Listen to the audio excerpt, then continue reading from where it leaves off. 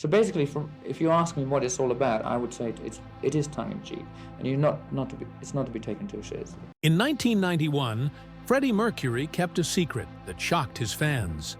The Queen singer was dying, but hid his condition for years. His body was weak, but his voice stayed powerful. He filmed his last video in black and white to hide how sick he was. In his final days, he stopped all medicine except painkillers. After telling the world what he had, he died just 24 hours later. Today, we're revealing what really happened to Freddie Mercury in his final days. Freddie Mercury was born as Farrokh Bulsara on September 5, 1946, in Stone Town, Zanzibar. His parents, Bomi and Jer, were Parsis with roots in India. They came from the small city of Bulsar, now called Valsad, in Gujarat. His family followed the Zoroastrian religion, which came from ancient Persia. From the beginning, Freddie stood out. He was born with 4 extra teeth, and later he believed that this unusual mouth structure gave him his powerful singing voice. His range could reach from deep bass to soaring soprano. He was also born a British subject, since Zanzibar was still under British rule. That small detail would later open doors that changed his life forever. When Freddie was 6, his sister Kashmira was born. Years later, in 1969, he officially became a citizen of the United Kingdom and colonies, just as his fame was starting to rise. His early years in Zanzibar were peaceful and privileged. His father worked for the British Colonial Office as a cashier in the High Court. That job gave the family special status. They lived comfortably, while most others didn't. Freddie first went to school at a missionary-run place where Anglican nuns taught him. It gave him a taste of British education. But all that changed in 1964. A violent revolution broke out in Zanzibar. Thousands of Arabs and South Asians were killed. The Bulsaras had to flee. They left everything behind and escaped to England. Freddie was 17. It was a sudden shift. From island paradise, to cold, gray Feltham. Life was never the same again. But the real beginning had already started years earlier. When Freddie was 8, his parents sent him to St. Peter's School in Panchgani, India. It was a British-style boarding school tucked in the hills outside Mumbai. The place was strict. Students wore uniforms, followed rules, and spoke proper English. But something unexpected happened there. The headmaster saw talent in Freddie and asked his parents to pay extra for piano lessons. That small decision sparked something big. Freddie learned quickly. He wasn't just good, he was gifted. He played sports, acted in plays, painted, and played piano with ease. He was quiet, but never invisible. Other kids called him Bucky because of his teeth. He took it in stride. At 12, he won a school award for being the best all-rounder. That was Freddie in a nutshell. Good at everything, especially when it came to performing. In 1963, he went back to Zanzibar, full of ideas and a new sense of identity. But even before that, he had already felt the thrill of the stage. While at St. Peter's, Freddie joined a band called the Hectics. He was only 12. The group included 4 other boys: Bruce, Derek, Farang, and Victory. They played songs by Elvis, Cliff Richard, and Little Richard. Freddie played piano and sometimes sang. People were shocked at how easily he could copy music just by hearing it. His fingers flew over the keys. At school events, the band became a mini sensation. Kids screamed, they clapped and danced.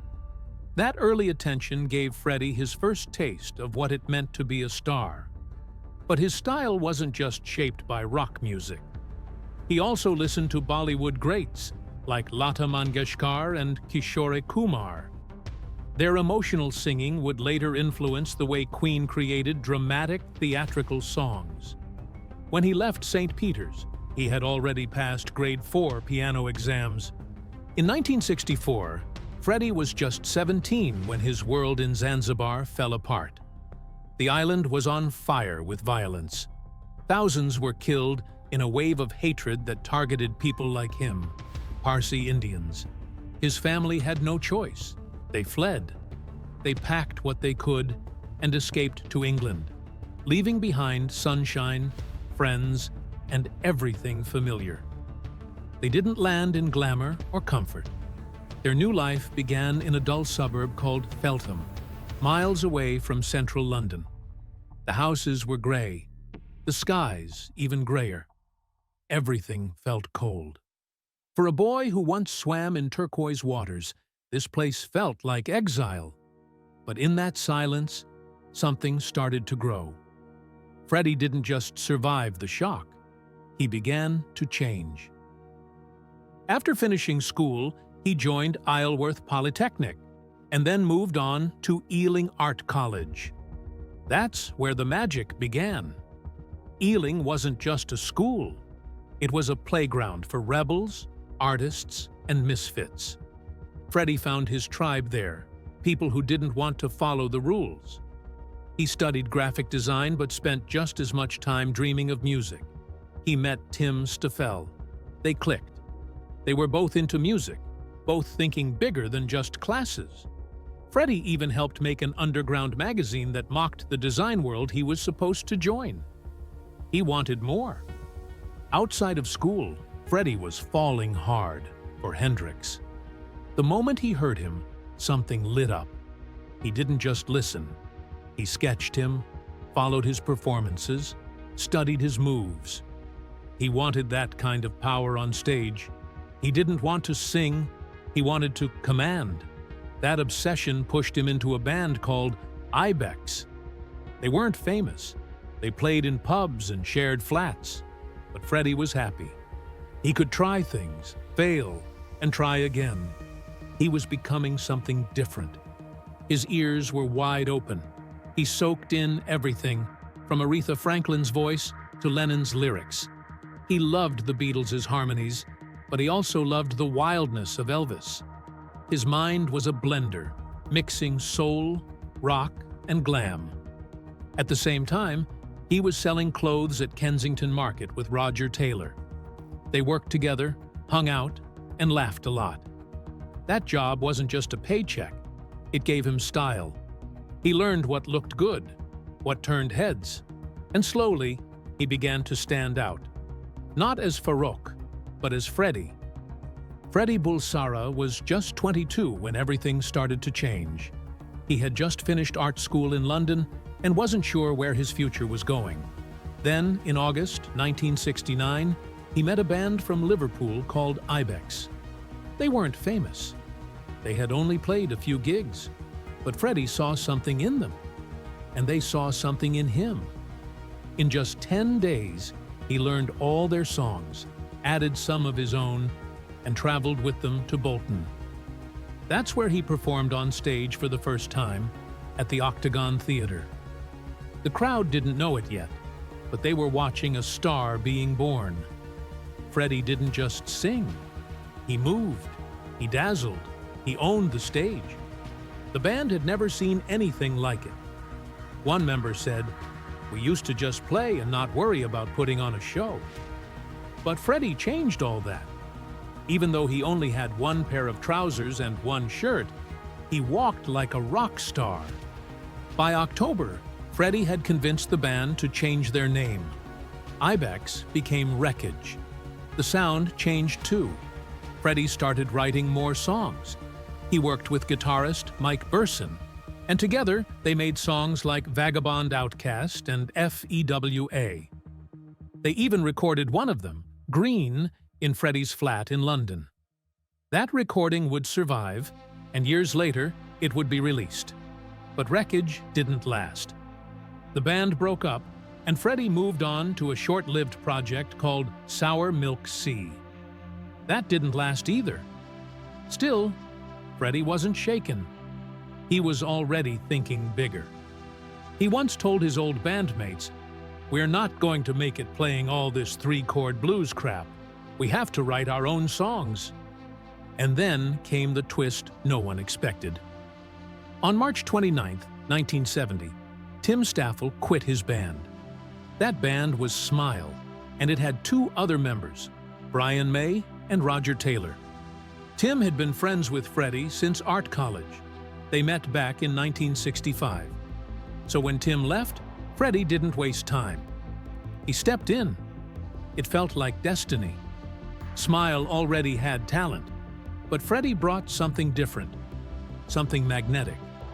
He had the voice, the vision, and the confidence. Even before he joined, he used to go to their gigs and tell them how they could do better. Brian and Roger weren't sure at first. Roger later said, "He was just my crazy mate. Not a singer, just someone who was always up for fun." But that changed quickly. Freddie had been waiting for this, and once he got in, there was no going back. He pushed the band to be more dramatic. He told them to go bold with stage presence, costumes, everything. He wanted them to be larger than life. Then he suggested a new name, Queen. It sounded grand. It sounded royal. Brian and Roger hesitated. They thought it might be too much. But Freddie stood firm. He said it was perfect, universal, strong, and yes, even a little provocative. Around the same time, he also changed his name to Mercury. This wasn't just a new band, it was a full-blown reinvention. But they weren't complete yet. They needed a bassist. And that part was tricky. They tried a few, but no one really clicked. Then one day, in 1971, they met John Deacon. He was quiet, only 19 years old. A student, not flashy like the rest. But he showed up at rehearsal with his bass and a custom-built amp. That amp would later help shape Queen's signature sound. He played smoothly, stayed humble, and didn't fight for attention. The band liked that. They brought him in. Queen was finally whole. Freddie's influence went even further. He didn't just change the name. He designed the logo, too. He used what he learned in art school to draw a crest. It had lions, a crab, fairies, all based on the band's zodiac signs. The lions were for Roger and John, the crab for Brian, the fairies for Freddie himself. He wrapped it all around a giant letter Q with a crown in the middle and a phoenix above. It looked like something royal, like it belonged to a band meant to rule the stage. But their first album didn't come easy. They recorded it at Trident Studios, where big names like the Beatles had worked. Still, Queen wasn't big yet, so they had to use the studio only during off hours, late at night, when everyone else was done. They'd hang around waiting, then go in and record until morning. It was exhausting. They kept at it for months. When the album was done, there was more bad news. It got delayed. They waited and waited. It finally came out in July 1973. The reviews were mixed. Some people got it, most didn't. But the band didn't care. They knew they were building something that would last. In 1974, Queen was still trying to figure out who they really were. Their earlier albums had talent, sure, but they felt scattered. Too long, too complex, too much trying to be something else. But everything changed with Sheer Heart Attack. This was the moment Freddie Mercury stopped experimenting and started owning his sound. He tightened the songs, brought in drama, glamour, and made them feel big, even when they were just 3 minutes long. Then came Killer Queen, and suddenly, they weren't just another band, they were the band. The song blew up in the UK, crossed over to America, and Queen finally broke through. But behind the scenes, things weren't glamorous at all. Queen was broke. Their label, Trident Studios, kept most of the money while the band got paid like part-timers. They had hits, but they couldn't afford proper housing. Freddie lived in a damp little flat, and John Deacon couldn't even get a loan for a home. That's when they snapped. After months of legal battles, they broke free, but at a heavy price. They had to pay out hundreds of thousands and give up royalties from future albums. The timing was risky, because just as they got free, they decided to make their most expensive album ever. A Night at the Opera wasn't just another record. It was a last-ditch swing. They used 7 studios, burned through more money than any British band ever had before, and gambled everything on it working. It had to work, or they were done. The pressure was crushing, but it forced them to aim higher. Freddie, always the boldest, came in with a 6-minute monster called Bohemian Rhapsody. It made no sense to anyone at first. No chorus, operatic madness. Who'd play that on the radio? But Freddie wasn't asking. He was telling. He filmed a cheap but striking video in a single day, pushed it out, and rewrote the rules of pop music. The song stayed at #1 for 9 weeks. It was unlike anything before, and it worked.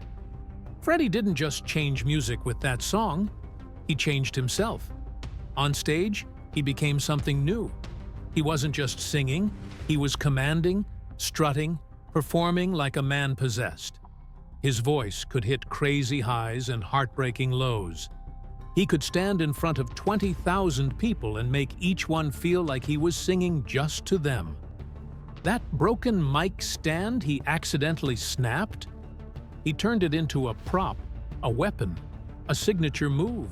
By the time he sang Bohemian Rhapsody live for the first time, people weren't just watching a concert. They were watching a showman in full bloom. Then came that night in 1977. Bingley Hall. After the band played, the crowd suddenly started singing, "You'll Never Walk Alone." No one planned it. It just happened. Freddie watched, amazed. He turned to Brian May and said, "We need songs for this."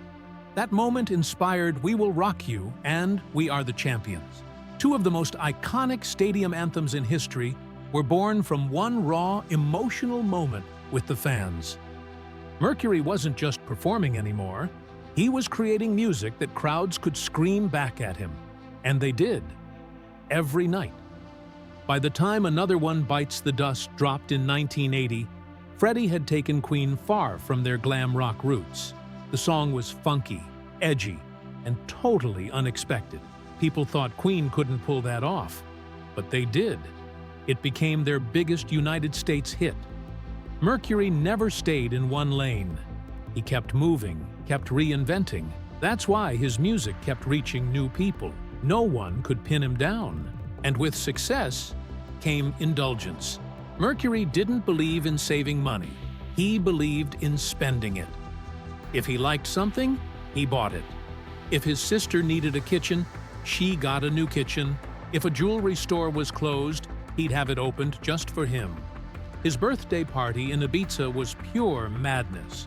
700 guests, a giant cake modeled after Gaudi's cathedral, and hundreds of broken glasses by the end. Freddie didn't just live large. He lived louder than anyone else. But not everything he did turned to gold. In 1984, Queen decided to play in Sun City, South Africa, right in the middle of the apartheid regime. It was legal, but it was controversial. There was a cultural boycott. Most artists refused to go. Queen went anyway. They said it wasn't political, but others saw it differently. The backlash was brutal. They got fined, blacklisted, and called out in protest songs. Years later, even the band admitted they might have made a mistake. They didn't do it for money, they claimed, but the damage was done.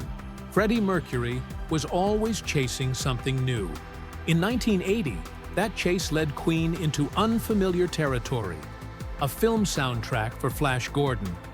It wasn't a full-blown rock album, and only a couple of songs had lyrics. Brian May did most of the heavy lifting, diving into synthesizers, which were still new for the band. Fans didn't quite know what to make of it. Some thought the music was more exciting than the movie. Others didn't get it at all, but that strange project hinted at something bigger. Queen was about to shift directions, and not everyone would follow. Just 2 years later, they went even further off course with Hot Space. This was disco, funk, synths everywhere. It wasn't the Queen people remembered. John Deacon and Freddie were into it. Brian and Roger weren't. The tension was obvious, and so was the damage. Long nights in Munich turned into long fights. Everyone drank too much. Brian said they were emotionally wrecked. Roger blamed Freddie's manager, Paul Prenter, for pushing the band into gay club music. It wasn't just a bad album to some, it felt like betrayal. But even as fans turned away, others were listening. Michael Jackson took notes. Musicians paid attention. Maybe Hot Space flopped, but its fingerprints were everywhere in the years that followed. In the middle of this chaos, something magical happened. Queen met David Bowie in a studio in Switzerland. What started as a jam turned into Under Pressure. That bass line? Pure Deacon. The energy? Total clash. Freddie and Bowie fought constantly, but that spark made the song unforgettable. It went straight to #1. And it proved something. They could still surprise people, even if they were falling apart behind the scenes. By 1983, they needed a break. They weren't just tired, they were burned out. They'd spent years recording, touring, and arguing. Now, they stopped. For the first time since they began, Queen hit pause. The break let them breathe, but it didn't fix everything. The band was split in two. Freddie and Deacon wanted more dance. Brian and Roger clung to rock. Freddie's loyalty to Prenter only made things worse. Still, that silence gave them time to remember who they were and what they could still become. Then came The Works in 1984. It was the reset they needed. Freddie brought his flair, Deacon added rhythm, but Brian and Roger finally got their guitars back. The sound was balanced, rock and pop together. Radio Gaga exploded. I Want to Break Free became an anthem. The band was back. They stayed on the charts for nearly 2 years, and this time, the whole world noticed. Except America. The video for I Want to Break Free showed the band in drag. The UK got the joke. MTV didn't. The video was banned. Fans turned away. In Rio, when Freddie wore the costume on stage, the crowd threw things at him. It was brutal, and Queen never fully recovered in the US after that. Freddie didn't stop. He had something else to prove. In 1985, he released Mr. Bad Guy, his solo album. It was pure Freddie. No compromises, all him. He dedicated it to his cats and filled it with dance beats, sad ballads, and cheeky fun. Some fans loved it. Others didn't. The US barely noticed. But for Freddie, it wasn't about sales. It was about freedom. He had spent years trapped in the Queen machine. Now he was doing it his way. And then he did something no one saw coming. He teamed up with an opera star, Montserrat Caballé. She was one of his heroes, and somehow he got her to say yes. They met in a hotel in Barcelona. He played her a demo, singing her parts in falsetto. She was stunned. They recorded Barcelona, and it was magic. It mixed opera and rock in a way no one had ever done. When Barcelona was chosen for the 1992 Olympics, the song became an anthem. They even made a full album together. It was bold, strange, and beautiful, just like Freddie. Freddie Mercury knew he was running out of time, but he didn't let that stop him. In early 1988, just months after being diagnosed with HIV, he walked into the studio with Queen and started recording again. He didn't tell the public. He didn't want sympathy. He just wanted to sing. And somehow, through all the pain and the fear, he gave everything he had. The result was The Miracle, an album that didn't sound like a farewell, but but a triumph. It hit #1 across Europe. People didn't know it yet, but it was a miracle in more ways than one. Then came Innuendo. By the time they worked on that album, Freddie's body was weaker, but his voice hadn't lost an ounce of power. Brian May later said Freddie asked them to keep writing songs. He didn't care how sick he was. He wanted to keep going. He told them, "You can finish it after I'm gone." But while he was still here, he gave them everything. The title track hit #1. It was bold, haunting, and brilliant. Just like him. In public, though, the truth was getting harder to hide. On February 18, 1990, Freddie stepped onto the Brit Awards stage to accept a Lifetime Achievement Award with Queen. He didn't say much, just 5 words. "Thank you, good night." His silence said more than any speech. He looked thin. He looked tired. And suddenly, the rumors that had been swirling for years felt very real. But even then, he smiled. He waved. He didn't want anyone to see his pain, not even his fans. His bandmates later said they never talked about his illness. It was an unspoken rule. If Freddie didn't want to say it, they didn't ask. Back in the studio, he kept recording. Some days, he could barely stand. Some days, he could only sing for an hour or two. But he showed up anyway. Engineers who worked with him said it wasn't a sad place. It was full of laughter.